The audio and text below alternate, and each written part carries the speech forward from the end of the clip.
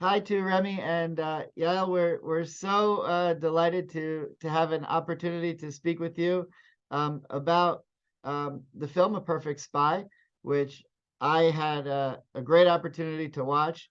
Now, it just happens for me that spy novels, spy genre is my very favorite, and this was a documentary that, in my opinion, almost seemed like a feature film because it was exciting and it moved from city to city and really a lot of fun. And I have a lot of questions about it. But before we jump into the film, could you just tell us a little bit about who you are, where you're from, where you live, and how you got into filmmaking? Okay, first Yael, please. No, I think you should start. Let us just say hello, and we're very happy to be here too. I'll let Rémi start. Thank you. Okay, I'm right now an old director, documentary French director, and I'm working on mainly social issue in France, but sometimes I make a kind of international production. And well, and also I'm the president for 2 years of the Authors Guild in France. So very proud to be with you tonight. Wonderful. And And, Yael, what's your background in film? Yeah, so I'm originally from Israel, and I moved to France about 10 years ago. I studied cinema here, and I started working in the documentary industry pretty much after I finished studying. And I met Rémi specifically to work on this project, the beginning, to assist him with the work on this project. And as we moved forward, we started working more collaboratively on this project. And step by step, she became the co-director of the film. Okay. She took in charge all the Israeli parts of the film. Okay. Now, I've been to Israel a million times. I've spent some time living in Israel. I've tried to read every spy novel, every Daniel Silva book that's ever come out, and I never heard of Marcus Klingberg. How did you hear about him? Where did this project come from? Okay, it's a long story. A few years ago, in 2016, there were in France election. And Jan Brossa was called. He was another guy from the right wing party, asked him how he could present himself to the election, considering the fact that he's the grandson of the most dangerous spy of all the Israel story. And there were a kind of debate, and following that, Jan wrote a book. Jan Brossa wrote a book. The title is The Spy and the Child. And so this story was very few known in France. And I think in Israel, it was absolutely forgotten because Marcus Klingberg had been released in 2003. And many things happened in Israel since 2003. So it was like a forgotten story. Me as an Israeli, I can say that I've heard of this story. When the affair became public, it was in the 90s. Back then I was a child in Israel. So I remember hearing about it, but it was definitely not something that was very much talked about. And like Rémi said, it disappeared from mainstream media pretty fast. But indeed, in France and specifically in Paris, this was a story you could come across because of the grandson becoming a prominent public figure. And this is how actually Rémi got to know the Klingberg family, Jan Brossin and his mother, Sylvia.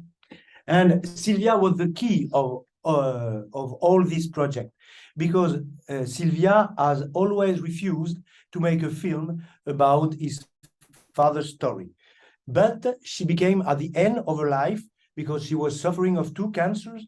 And well, we spent a lot of time together, and step by step, she finally she trusted me, and she gave me the archives of her father. And mainly, she gave me the authorization to take to have contact with Michael Sfar, who had the tapes with the confession of Marcus, and it was a fantastic material to dream about the film. Yeah, so maybe one more thing to add is that as the point of departure for the film, there was another text. There's Jan Brossin's book, which Rémi mentioned, and there's the autobiography written by Marcus Klingberg and his lawyer, whom you saw in the film, Michael Spard, who at the time of Klingberg's trial was a young intern at Avigdor Feldman's office. And together, this couple, so Michael Spard and Klingberg, sat for very many long hours to write down his story, which is fascinating. And at one point, to be able to write this story, they decided to record some tapes. And once Rémi knew of the existence of this tape, it was like, oh, now we can actually think of a film. I think yes. This was prior to my yes, and it was quite a bit difficult, because Michael had to check about the material, the original tapes, because sometimes, okay, it's an old story, but he had to check there is nothing attending to the Israel security right now. So it was a long way, a long work. But at the end of the day, when we get the tapes, well, by computer, of course, but it was like one of the best day of my life, you know. So when you started the research, from the moment you started to where you finished and completed the movie, how did your relationship to who Klingberg was evolve? Did it surprise you to figure out what you learned about him? Did you change your view of him along the way? I think that Yael will probably add something, but we tell one story of Klingberg's story. Am I clear? It's just one story, but we feel, Yael and me, that there is a lot of story around Klingberg's story to tell. For instance, what exactly the role of Wanda? We really don't know, because there is some shadow zone in the story that we are telling in the film. For instance, the Swedish episode, it's very bizarre, and we don't have all the keys of this episode, and I think it's a very key episode in the story of Klingberg. So step by step, at the beginning of this project, we were absolutely sure that because of the tapes, because of the book of Klingberg book, the biography Yael was talking about, we were absolutely sure that we know the story of Klingberg. And progressing in the story, we discover many shadow zone in the story.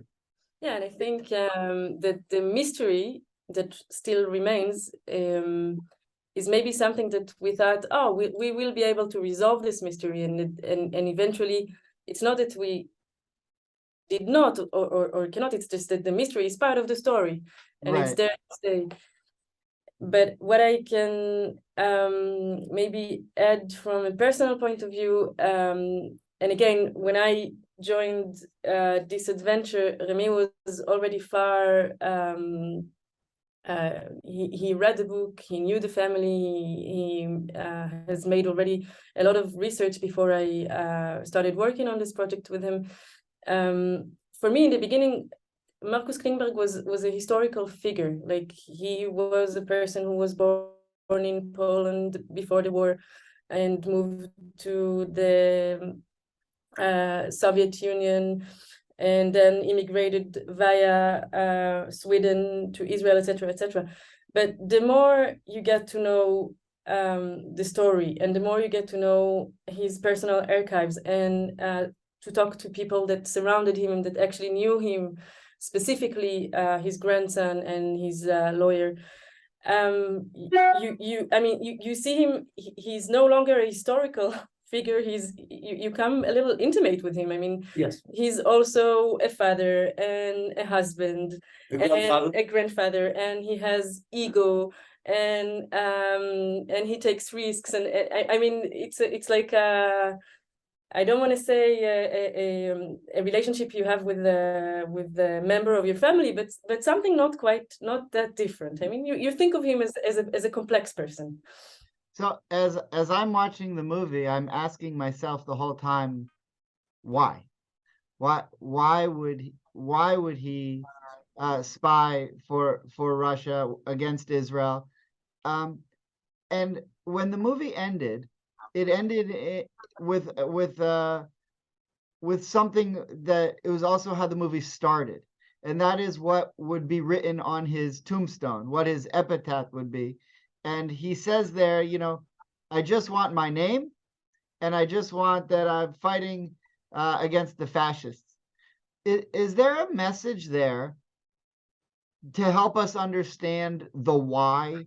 Is there anything in that cryptic, hidden message of what he wanted on his epitaph, which is how the movie starts and ends? Is there anything in that helps us understand the why of why he would spy against Israel? I think John le Carré helped us to understand what was the mind of Klingberg. And I saw recently another documentary film about another spy, an American spy, living right now because he's dead, but he was living in Great Britain, UK. And he has exactly the same issue than Klingberg had. Klingberg considered that the science had to be without any border. And it was the key, of course. This story took birth in the Second World War, and then the main part of the story is during the Cold War. So we have two camps, two protagonists, and Klingberg considered that he had to be under, no, not under, but on the top, upper of the two protagonists, with the science, giving to the Soviets all the secrets he was working on for the Israeli army. So yeah, it's a kind of philosophy, and there is some spy in the world, in the story spies, in the history of spies. There is some great figure, great characters that who consider that they have no secret. They have to put the secret in public, on the table. So you understand what I mean? Yeah, sure. Because the main issue is to fight the fascism, the violence, the inhumanity. Right. So this is indeed what the position he sustained until his death, that he became a spy because for ideological motives.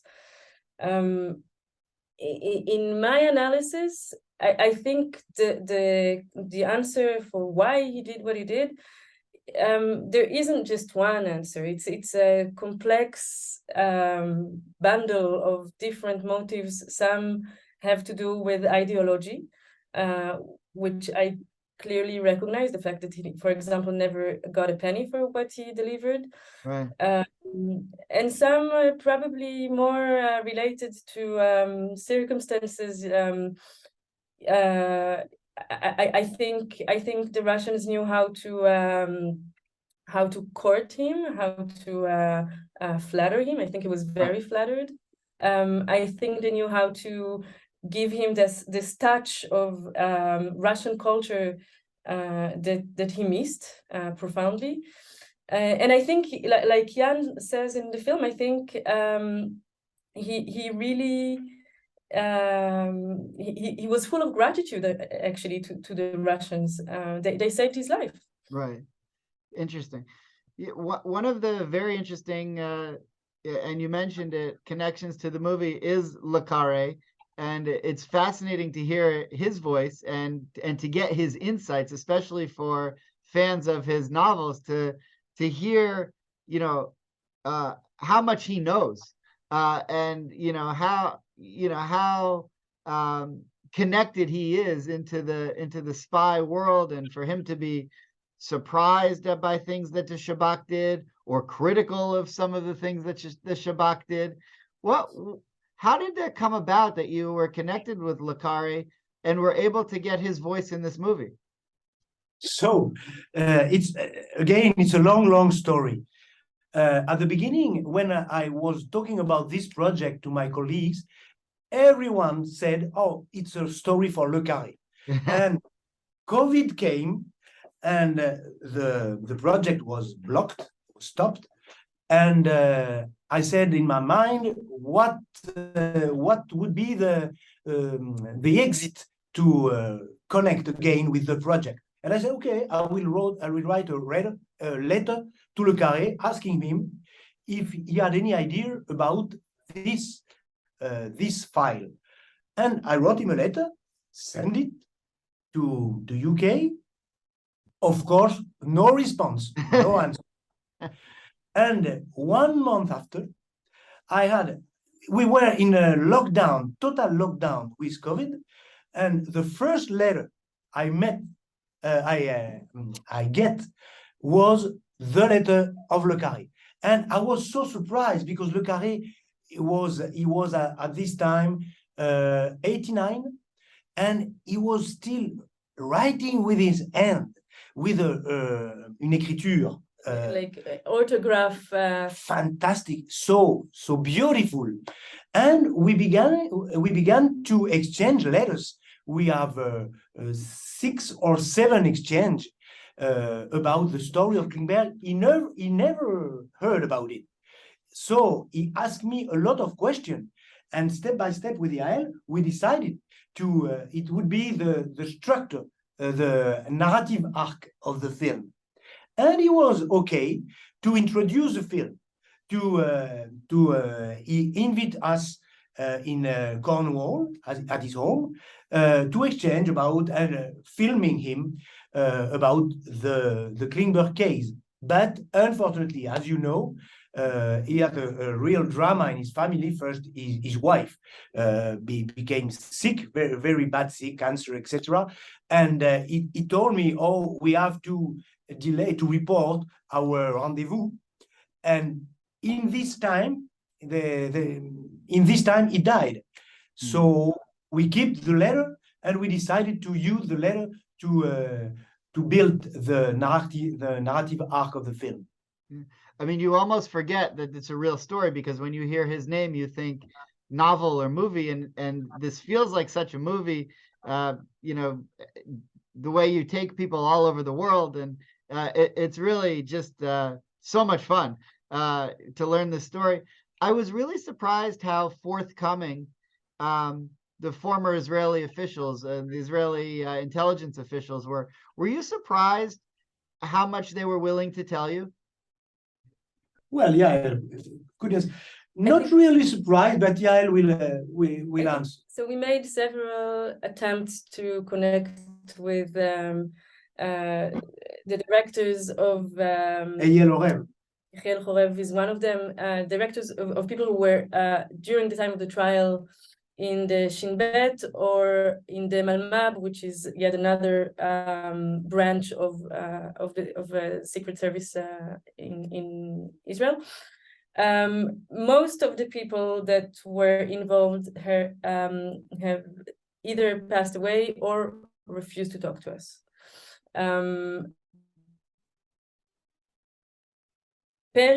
Yaakov Perry, who's in the film, is a very special case for us, and I think he's also a special case as an ex-director of the Shin Bet. He's quite a surprising figure. Speaking, he's still security man, but speaking quite openly about some of the stuff that happened. Was I surprised? Not necessarily, because what he says were things that he said back then, that he thought that Israel should release Klingberg, who have by then already sat in prison for about 13 or 14 years, if I'm not mistaken, and that this would allow Israel to keep an image of a state that does humanitarian acts when it's necessary. How do you Unfortunately, think... Sorry, go ahead. his opinion is not shared by his colleagues. Okay. And this story has two sides. Sorry. For the security services of Israel, there is like a shame side. Yes. The 35 years that Klingberg spy for the Soviets, and nobody suspect nothing. And after 83, they discovered all the case, and that's the proud of the Secret Service of Israel. You understand what I mean? So 35 years, and the revelation of the case was a motive of proud for the Secret Service. And for instance, Yael Orev, who didn't accept to be filmed, give me a phone call to say, okay, Rémi, when you come to Israel, please call me. We're going to take a drink together, and I will tell you another story of Klingberg. But at this time, he hadn't seen the film. Maybe right now he know it perfectly. Wow. We're only have a few minutes left. Unfortunately, because I have a lot more questions. But how do you imagine this film will be received by Israelis? Is this painful for them to watch, or is it enough time has passed that they can enjoy the intrigue of the story? I am very happy because some of the characters of the protagonist of the film carry a voice unknown in France, the very left wings of the of Israeli people. And for instance, Léa Tzemel, Michael Sfar, Avigdor Feldman, but also Ruchama Marton, represent for me a very, very good surprise about Israel today, because we don't hear anything about them from here in France. So yes, Rémi is right.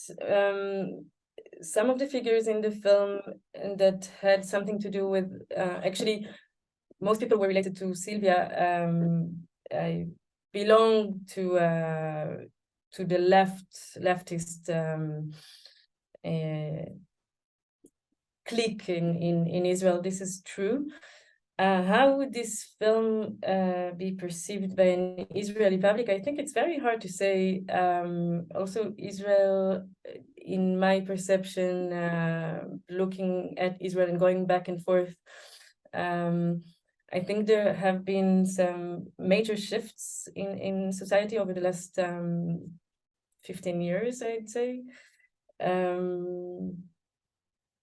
I don't know if there's enough openness. It really depends on which public we're talking about, I guess. Right.